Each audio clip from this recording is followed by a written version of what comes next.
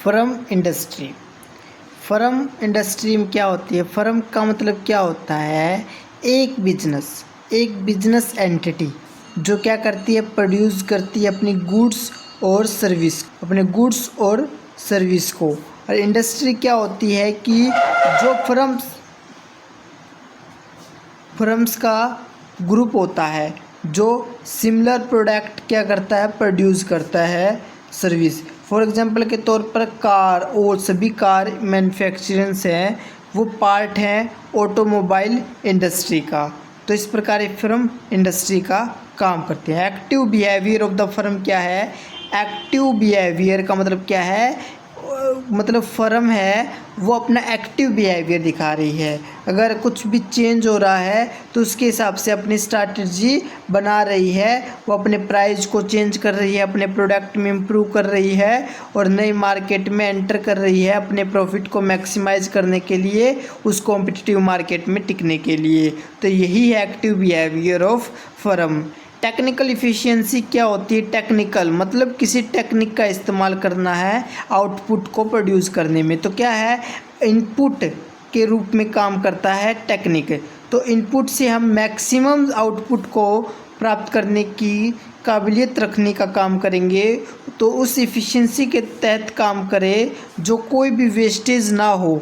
तो इससे जो बेस्ट पॉसिबल प्रोडक्शन मिलता हमें, यही जो अवेलेबल रिसोर्स से, यही हमारी टेक्निकल इफ़िशियंसी कहलाता है।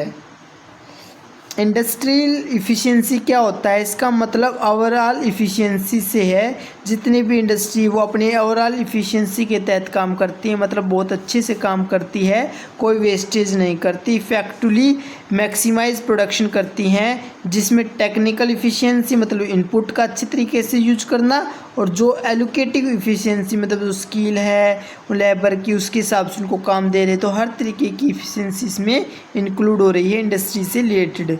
प्रोडक्ट डिफ्रेंशिएशन का मतलब क्या होता है? ये एक प्रोसेस है जिसके थ्रू क्या होती है? फर्म अपने प्रोडक्ट को अलग बनाती है कॉम्पिटिटर्स प्रोडक्ट से। उनकी यूनिक फीचर्स, उनकी क्वालिटी, डिज़ाइन और ब्रांडिंग जो उन्हें कंज्यूमर के बीच ज़्यादा लोकप्रियता हासिल करवाने में मदद करती है।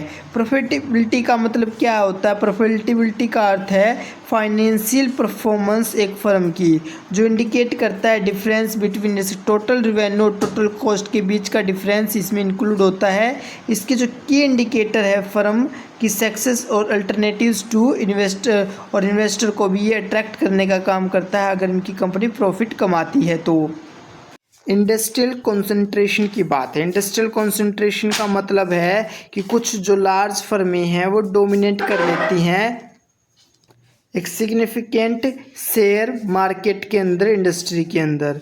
तो इससे क्या होता है कि ये कंपटीशन को कम कर देती है और अपने पोटेंशियल लीडिंग को वहाँ पर, और इससे मोनोपोलिस्टिक बिहेवियर बढ़ जाता है। टू क्रिटिसिज्म बतानी है वेबर थ्योरी की। और सिंप्लीफिकेशन, वेबर ने क्या किया कि ज़्यादा सिंपल करने की कोशिश की और सिर्फ ट्रांसपोर्टेशन कॉस्ट के ऊपर जोर दे दिया, जिसमें इसने इग्नोर कर दिया उस कम्प्लेक्सिटी को जो रियल वर्ल्ड में सिनेरियो में देखने को मिलती है हमने। तो ये डायनेमिक चेंजेस इग्नोर किए गए इसमें, जैसे कि इसमें जो इंडस्ट्रीज़ में जैसे कि टेक्नोलॉजिकल एडवांसमेंट और इवोल्विंग मार्केटिंग कंडीशन, इन सब चीज़ों को इसने इग्नोर कर दिया, इसने अपने अकाउंट में नहीं लिया। इसी कारण इसकी क्रिटिसिज्म की जाती है। थैंक्स।